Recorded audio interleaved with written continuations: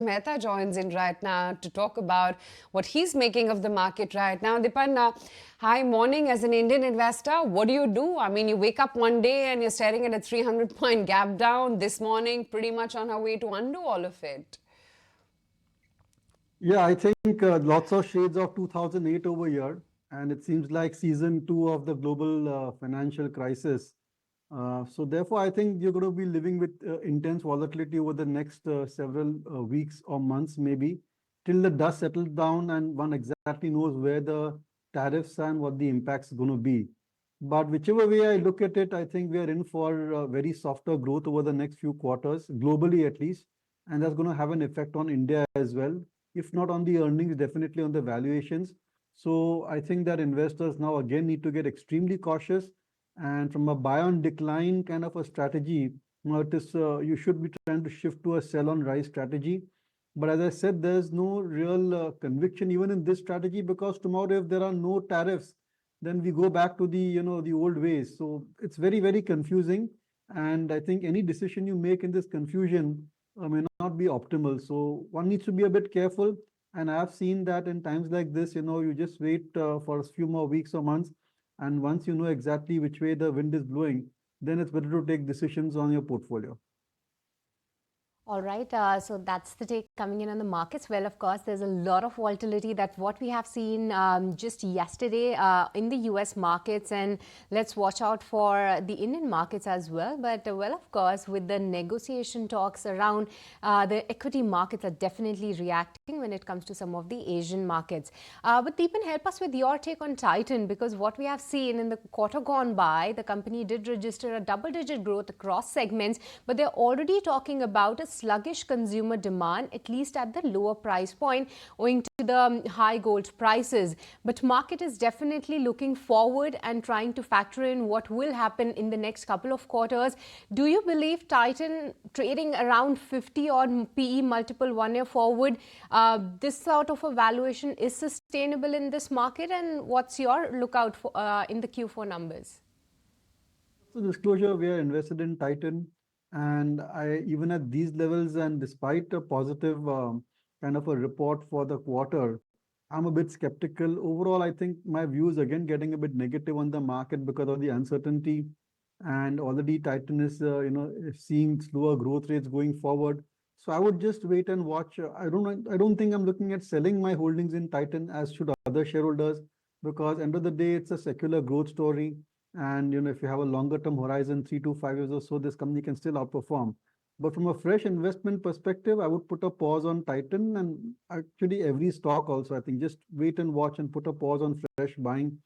I think investors need to be extremely cautious in these kind of times. Dipan, just want to get back to the point that you were making earlier, that this is a sell-on-rise market. Do you sense that one should just be sitting on cash and get into capital protection mode till the dust settles down on which way this entire tariff situation pans out? Yeah, absolutely. You summed it up pretty well. That first of all, if there's a pullback or if US steps down on its demand for reciprocal tariffs, if there's a pause for 90 days, all of these things will mean the stock prices may rally. But one thing is certain, that we are going to be living in an era where there will be tariffs on US exports, and that can't be good news for US consumers and for rest of the world as well, because eventually it will lead to a global slowdown, and that's going to impact India as well. So I'm seeing the events how they're unfolding, and I see a lot of similarity to 2008, which is why I look back on my experience in 2008. And at that point of time, I mean, if I had the wisdom of an event earlier, I would certainly have gone lighter and had more cash in the portfolio. And unless there's go back to zero excise, zero customs duty, I would still feel that investors need to get into capital protection mode at this point of time. But it's a very, very fluid situation, and who knows how actually it will play out. But if there are going to be tariffs, there's going to be a recession. If there's a recession, then stock prices will go down. That's the simple equation. Absolutely. Speak itself, you've got IT trickling in. You think from now up until say, the next 1 or 2 months, one should use this as a time to do your homework. Earnings will be out, assess where you have growth and comfort in valuations, get your buying list ready. No, I think that my consistent message is that unless we have a, complete resolution on these tariffs, we are in for very, very tough times. I was there in 2008, and this is exactly what happened. The Lehman Brothers crisis started, and we thought that, okay, India is insulated, it won't be impacted. Nobody expected such a deep recession, but it actually happened. At that point of time, what was the situation that the global financial and banking system just kind of froze. And this time, what is happening is complete paralysis of the global trade. So in such a situation, you're bound to have a recession. I think look at what all the economists are saying, all the market gurus are saying that you are heading for a recession. And when you head for a global recession or a slowdown, India will not be spared. So don't be in a hurry to buy. In fact, have a strong look at your portfolio and see where all you can liquidate. That's what I'm trying to do just now. I'm having a look at my portfolio. If you have any tech shares, I'm trying to sell. Any company which has too much exposure to exports, not just to US, exports to any market, you need to sell or go underweight over there. Just hold on to the cash, as much as you can, and don't get fooled by these rallies which come through. There are opportunities to lighten up on positions. Because if there's going to be a recession, which is getting more and more likely, then it may be a long one. It usually lasts for 2 to 4 quarters, maybe even longer. Markets may bottom out before that, but it can be quite brutal. And I've seen 2, 3 of these corrections in the market on the back of a global geopolitical or a financial situation. And from my experience, I can tell you it's not pretty. So I think investors should be extremely cautious. Don't make buying lists just now. Don't get fooled by 25-30% drop in stock prices also. They can go down even further. And now is the time to, shore up on our cash levels. All right, indeed. Time to be cautious as well as sit on cash. That's the take. Other than that, just don't be in a hurry to make fresh buy investments. That's the take coming in from Dipan. But Rudra, help us understand how you're looking at the metal basket right now, because portfolio. But what about the domestic facing sectors in one's core portfolio? How is it that you should be analyzing them? See, first of all, the export-oriented businesses, for them, it's a double whammy. So earnings also will go down and P multiple also will compress. For domestic India-centric businesses, maybe earnings may not go down as much.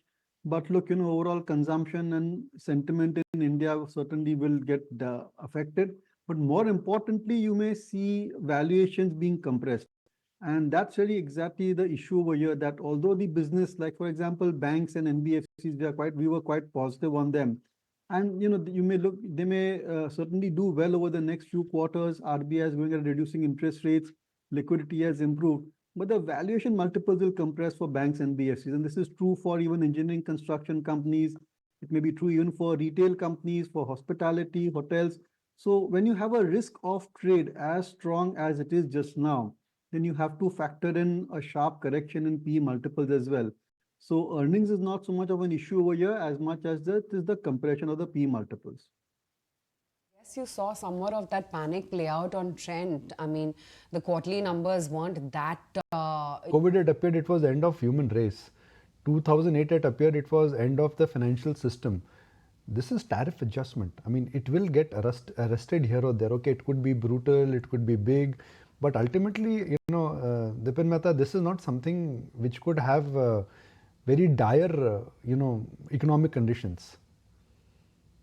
Yeah, Nikunj, I hope you are right and I'm wrong. But in 2008, we thought like that only, that this Lehman Brothers, it's a US problem. We don't have any subprime.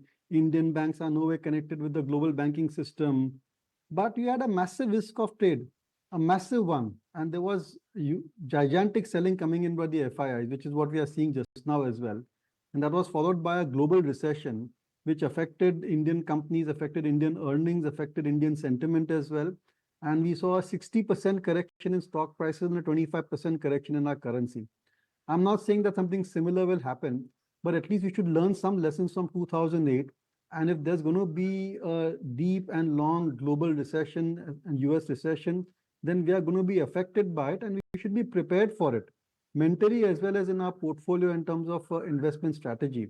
So, the situation may change, but a recession is a recession. It's a slowdown. Corporate earnings take a big hit and valuations also take a big hit, and you can see steep correction in stock price. So we should be prepared for that. I do hope it doesn't happen and things get normalized. But as we speak, and if you speak to all the business managers, they will tell you that trade is paralyzed just now completely. Whatever could be exported to US has been exported, but now there's complete paralysis, and that cannot sustain, and that's never good news. And with so much of uncertainty, businesses will themselves not invest and they will themselves take very safe positions, and that in itself is not good for growth. Break this for our viewers. Imagine you're a steel maker. How would you invest? You don't know what steel price in the country would be. You don't know what your competitive intensity would be. You don't know the steel prices where and how it could be, even when it comes to global markets. So if you're just looking at a simple commodity like steel, you would say that, I will not do any kind of an investment. And Dipan is so right. Even when we are having both on the record and off the record chats with companies, they are saying that we've stopped producing. Like for example, Tata Motors, we will not produce JLR. There are buyers who are saying we will not buy because we don't know what the consumer will want. So this flux, is going to have impact in the Q1 earnings. And I don't think we want to get any good guidance from any of the companies also. That also I think is something which we need to be prepared for because they themselves don't know. Dipan, they say stock prices, it bottoms out before the news does. So what would be a telltale sign at which you would say that, look, I'll start buying fear? I mean, when you bought in COVID, the vaccine was not discovered. The vaccine was discovered a year or 6 months after that. In India, the vaccine started in 2021. Markets had bottomed out way before that. So what would be the telltale sign which would tell you that, okay, I'm going to buy because the markets are looking cheap, or too much of bad news is there now? Nikunj, I'm not thinking about that. Okay. I'm thinking about what should I sell? And I'm trying to go back to my experience in 2008 and what I could learn from there and how I should implement it over here. Should we be looking at cutting costs in our business? Should investors be cutting leverage even further? Is it worth, buying more puts at this point of time, which I have not done in a long time? Should we be looking at deploying money into income funds? Because I'm sure over there that because of interest rate cuts, you could have a period where the income funds can generate excellent returns. So, I mean, right now, thinking about the bottom and what to buy is just off my thought process. I'm thinking in terms of how to conserve liquidity, how to create more liquidity, how to cut costs in the business, and where I should position myself so as my capital is protected. So these are the thoughts because it's very, very fluid. I mean, you tell me how can you predict what will be the tariff rates 3 months from now or 6 months from now? Even President Trump can't predict that. If nobody can predict it, what's the point of thinking about it? You just need to react to whatever news you have at you at this point of time and protect yourself and protect your businesses. I think that's the strategy that investors and businessmen need to adopt. You sell then? I mean, can I say sell global businesses? Where will you take some chips off the table or even sell them at a loss? Yeah, I think anything which has got 10, 15, 20% export. And I'm not even talking of US, because even if you can't export to US, the rest of the world will be in no great shape to export to. So any export-oriented business will have a double whammy, means their earnings also will collapse and the price earning multiple also will go down. So need to look at company by company, and you will find a few it's a lot of negative surprises over there for businesses which have got 15, 20% exports also.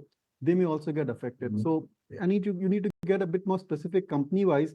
But of course, the sectors, I think, whether it's software, whether it's pharma, whether it is textiles, they're all going to get impacted. And you should definitely be underweight over there and having good, strong look at your portfolio if you have these stocks in it. Time to be cautious when it comes to some of those export-related plays and just looking to sell on rise. That's a strategy from Dipan. But let's also get you the take on some of the newsmakers then, and let's talk about BEL, because that's the company which has been getting a lot of these new orders, especially on a... anything which has got to do with industrial commodity usage or commodity usage, I would benefit. I mean, start looking at those stocks. Yeah, I mean, sure. At some point of time, lower commodity prices will help India. It will help soften the blow when demand compression takes place. Companies will have greater flexibility to offer discounts and keep the growth or revive the growth. But my bigger concern is that in a risk of trade, what we see is a compression of P multiples. And a business which is growing even at 15%, and you know that its long-term growth rates is 15-20%. If you are paying 40-50 times P multiple, suddenly you will feel that investors are now not prepared to pay that kind of P multiple that can itself compress by 25% or so. So the damage to the valuation ratios is a bigger concern than the actual earnings. If you go back to 2008, and you see the earnings for 2008, 2009, and 2009, 2010, the India-centric businesses, the earnings were steady, but the stock prices collapsed by 50-60% because the P multiples collapsed. And P multiples are not a perfect sort of a mathematical calculation. They are more in the era of what your sentiment is, how you see the uncertainty in the global markets, and what the outlook is. So these things are very difficult to predict. So my bigger concern is a fall in P multiple rather than a drop in earnings. Well, these pre-open rates are not relevant, but yeah, I mean, it's good to see that we will be having a good start. See, it's fallen so hard Thursday, Friday, Monday. Thursday you did not fall, but shakeout happened in a lot of stocks. Friday, when earnings in the near term, when they go through a perceived slowdown, perception changes, which is called as P multiple. Dipan, am I right in explaining your point? Sorry, Nikhil, can you repeat that question, please? No, I'm just trying to make a point here that imagine if you're an MNC company and you know that tariffs are coming. You will delay your plant expansion. You would delay your contractors. You would delay your purchases. You would delay your manufacturing orders. And that in a sense acts like a flux. If more and more people delay it, the velocity of the money reduces, the economic activity reduces. So market get into this mode which could be called as a delayed slowdown. And that tends to have impact on the P multiple in the short term. Yeah, absolutely right. I think you expressed it very clearly that that's what uncertainty does. You don't know what to do, where to export to, where to import from, whether you're going to manufacture, your expansion plans are put on hold. I mean, look at what Apple must be thinking just now. That should we be investing more in India and China, or should we be building plants in US? And that's going to have an effect on Indian operations over here, and that's going to have an effect on Indian employment also, India sentiment also. So I think it's just complete chaos over there. And from that point of view, I think till the dust settles down, and that'll take many weeks, maybe months also. And more importantly, Nikunj, the trust factor is lost. Now even if they say that we will put tariffs on pause for 60 days or 90 days, you can't trust the US government to follow through. And after 90 days, if they're not satisfied with the kind of deal which they get, will they impose the tariffs again? Because you cannot rearrange supply chains in 90 days. So it's complete chaos over there, complete confusion. And one thing is very clear, that we are going to live in an era where there are going to be tariffs on US exports. And somehow that's going to lead to a slowdown. It may not be a recession, but certainly it's going to be a slowdown. And businesses need to be prepared for that, and countries and economies need to be prepared for that. And I think that this is a kind of a big shock in my opinion, and it'll take time to settle down before we know exactly where the chips stand. Dipan, we do take note of what all points that you have made, but with this, we let you go on that note. Thank you so much for taking the time out and speaking with us this morning. But if you like this video, then like, share and subscribe to ET Now.